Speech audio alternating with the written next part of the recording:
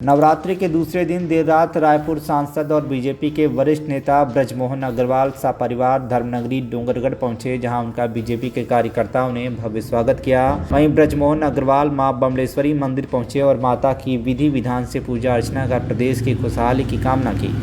Media से चर्चा करते हुए ब्रजमोहन अग्रवाल ने कहा कि जो धर्मांतरण विधेयक पास हुआ है वह जल्दी में नहीं पास हुआ है, क्योंकि यह विधेयक कभी बना था तो कांग्रेस के समय में ही बना था, पर वो बहुत लचर था। जो लोग धर्मांतरण कराते थे उनमें कोई भय नहीं था और अब लगभग हर राज्य में इसे लेकर कठोर कानून आ रहे हैं। इस विधेयक से जो लोग पैसे के दम पर और डरा धमका के धर्मांतरण कराते हैं उनमें एक डर और भय पैदा है। जो लोग अशांति पैदा करने का काम करते हैं उन्हें सजा मिलेगी। धर्म स्वतंत्र विधेयक पहला कोई बना था तो कांग्रेस के ज़माने में ही बना था, परंतु उसके नियम इतने लचर थे कि उसके कारण धर्मांतरण करवाने वाले जो लोग हैं, जो लोभ लालच देकर, डराकर, धमकाकर धर्मांतरण करवाते थे, उनमें कोई डर और भय नहीं था।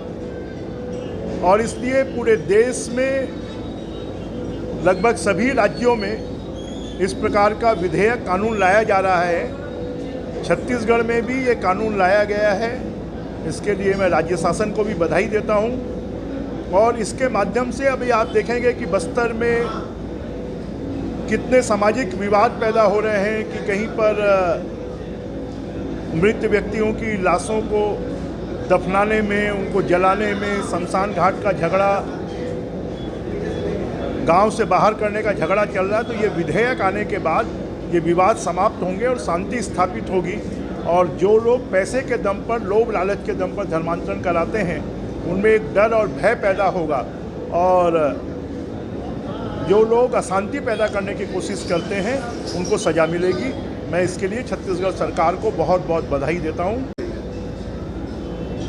ये पूरा विश्व संकट में है, सिर्फ भारत संकट में नहीं है, परंतु भारत के लोग, यहाँ के लोगों के लिए मोदी जी लगातार ईरान से बात कर, इराक से बात कर, आवश्यकता पड़ रही है तो इजराइल से बात कर, अमेरिका से बात कर, जो भारत के गैस के और पेट्रोलियम पदार्थों के जहाज़ हैं वो लगातार वहाँ से आ रहे हैं। तो ऐसा कोई क्राइसिस नहीं है, परंतु लोगों में जब पैनिक होता है तो लोग इसका स्टोरेज करने की कोशिश करते हैं। सबसे इसी बात का आग्रह है कि ऐसे संकट के समय पर हमको धैर्य रखकर काम करने की ज़रूरत है, और कांग्रेस को और विपक्षी दलों को भी पैनिक पैदा ना करें। वो ऐसे संकट के समय लोगों के संकट को दूर करने के लिए सहयोग करें और सरकार की सहायता करें, इस बात की कोशिश होना चाहिए। हर चीज़ आपदा में भी अवसर ढूंढने की कोशिश नहीं करना चाहिए। कांग्रेस हर चीज़ को में राजनीति करती है, ये उचित नहीं है। राजनांदगांव से महेंद्र शर्मा की रिपोर्ट, TV1 इंडिया न्यूज।